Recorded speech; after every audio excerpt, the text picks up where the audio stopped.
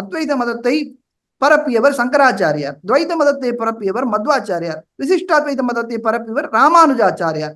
இந்த 3 ஆச்சாரியர்கள் பிரதமாச்சாரியர்களாக இங்கே இருக்கிறார்கள். பௌத்த மதம் என்று ஒரு மதம் இருந்தது, அது அவைதிக மதம், வேதத்தை ஒத்துக்கொள்ளாது. ஜைன மதம் ஒன்று இருந்தது, அதுவும் அவைதிக மதம், வேதத்தை ஒத்துக்கொள்ளவில்லை. அந்த பௌத்த மதமும் ஜைன மதத்தையும் இந்த 3 ஆச்சாரியர்களும் கண்டித்தார்கள். அதை ஒழிக்க வேண்டும், அது மக்களை திசை திருப்பக்கூடியது என்று சொல்லி அதை பிரமாணத்தை கொண்டு நிரூபித்து அதை இந்த நாட்டை விட்டு ஒழித்தார்கள். இதெல்லாம் இன்டலெக்சுவல். ஒழித்தார்கள்னா உடனே வந்துருவாங்க சில பேர் கத்தியை தூக்கிட்டு அப்படி இப்படின்னு. அதெல்லாம் அந்த காலத்து பாலிடிக்ஸ், அதை பத்தி நம்ம பேச முடியாது. ஆனா சித்தாந்த ரீதியாக, இன்டலெக்சுவலாக, அறிவு சார்ந்த வாத விவாதங்களை கொண்டு இந்த 3 மதாச்சாரியர்களும் சனாதன தர்மத்தை ஸ்தாபனம் செய்தார்கள். அப்படி ரொம்ப கஷ்டப்பட்டு சனாதன மதத்தை ஸ்தாபனம் செய்து வந்த வழியிலே நான் வந்தவன்.